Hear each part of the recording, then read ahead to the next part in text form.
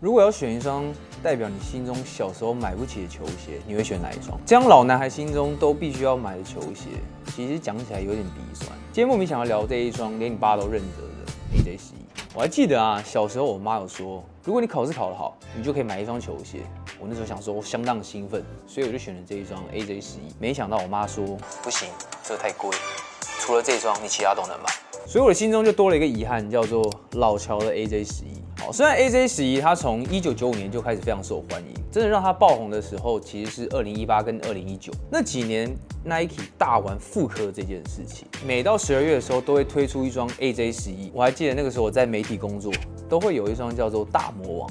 每一次发售就秒杀，甚至网络上你还要登记抽签，不一定还会有。那个时候的草鞋文化很流行，像有很多的嘻哈歌手、韩星，甚至国外的一些演员，他们都穿上 AJ11，配上他们自己的私服，所以就让 AJ11变得超红。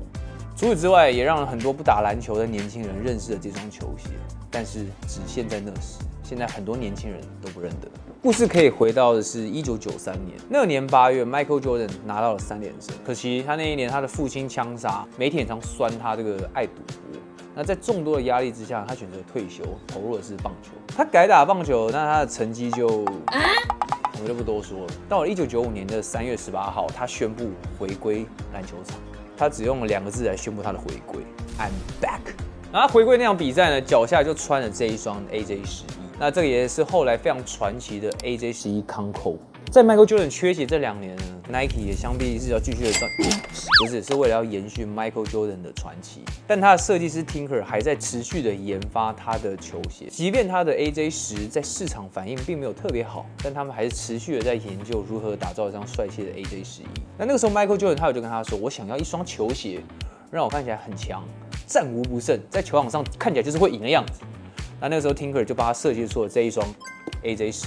这双 AJ11呢，它的其实的概念也比较像是穿着燕尾服打球的感觉，也是第一次在篮球鞋上使用了像漆皮这样的材质。这样的运用呢，就让 AJ11成为篮球场上非常传奇的一双篮球鞋，就是前无古人，后无。应该蛮多来者。它的文化转折点其实就是有国外的时尚媒体讲说，这双呢，它不只是改变了篮球鞋，它甚至也改变了美学跟时尚的概念。它让球鞋从运动装备变成一种类似奢侈品、类似收藏品的一种概念。大家如果知道那个时候的话，像是 Brad、Gray、Concord 这些球鞋，甚至还有怪物骑兵。他们都成为了非常经典必收的球鞋。那为什么它能够成为经典中的经典呢？其实我觉得原因有3个。第一个，它故事性十足。你要想，当年 Michael Jordan 退休再回到场上，那个时候造成的声量是真的是非常惊人。那这双球鞋，它从它的退役复出到再拿一个冠军，其实不只是历史，也是一场经典的故事。第二，它的设计颠覆了时代，漆皮材质它象征的是篮球场上的美学进入了另外一个领域。在90年代是非常大胆用前卫的创举。3，它还有一个精神含义。AJ11它代表的就是胜利、优雅跟自信。Jordan说的。那很尴尬的就是，为什么这双当年这么抢手，真的在网络上一鞋难求的鞋子，竟然如此的滞销？我觉得 AJ11的市场声量不如以往，但我整理了几个主要原因。第一个，市场饱和，它的稀缺性降低了。到2019到2023年的这段期间呢 ，Jordan Brand 它大量的复刻很多的 Jordan 球鞋，那也导致了这双鞋呢就不像当初一样一鞋难求了。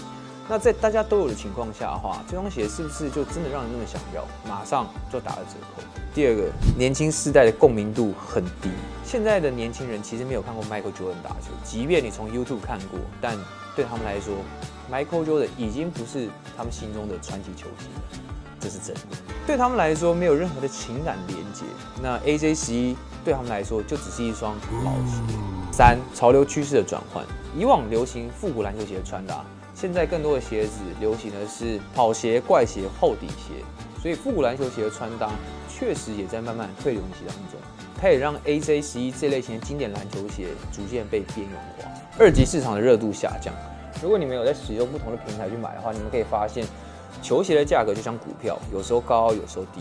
很明确可以发现，这类型的复古篮球鞋现在的市场价格已经是维持在原价，甚至可能在8折到9折左右。这也证明了在 AJ11上也不再会有在暴利跟转卖的情况产生。那也让炒鞋意愿降低。虽然对大家来讲，想买的人是好事，但有一些人就会觉得说，这么容易买到，那我就不要买了。5. 抽签机制名存实亡。很多人有发现，在 Nike 官网上抽签买鞋子，一鞋难求，怎么买都买不到。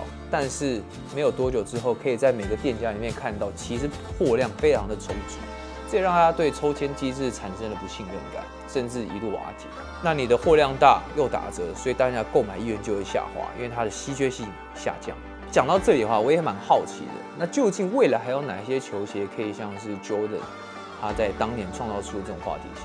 举例来说，像 Stephen Curry 的他的球鞋，有没有可能也因为他的表现，让他的历史地位跟他的品牌也能够走向一样伟大的航道？这些都可以好好的观察一下。毕竟 Jordan 代表那个时代我们对篮球情感的共鸣，我觉得这是为什么 AJ11对我们这个年代的人影响特别深的原因。就连 Nike 自己本身也有承认，复古篮球鞋在市场的比重逐渐在调整，随着流行趋势的改变，所以这类型的篮球鞋它也分散了其他消费者注意力，也降低了大家的购买欲望。那并不是说 AJ11失去了它的经典意义，而是现在有太多的球鞋让大家会想要试着去买。举例来说，很久没有复刻的 Shox， 大家可能都会觉得想要来一双。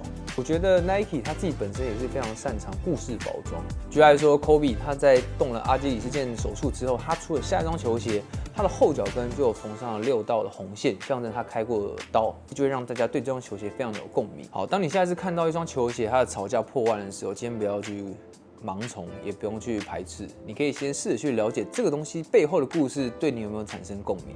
如果真的有喜欢这双球鞋的时候，你可以再买。但今天莫名想聊了这双 AJ11，你有感觉吗？即便这双鞋现在的价值已经不像是当初一双要破万可以入手，但对我来说 AJ11还是一个非常厉害的球鞋。那我想知道，在你心中买不起的神鞋，或是你想买买不到的球鞋是哪一双？可以在下面留言跟我分享。那我是 Morris， 我们下次见，拜拜。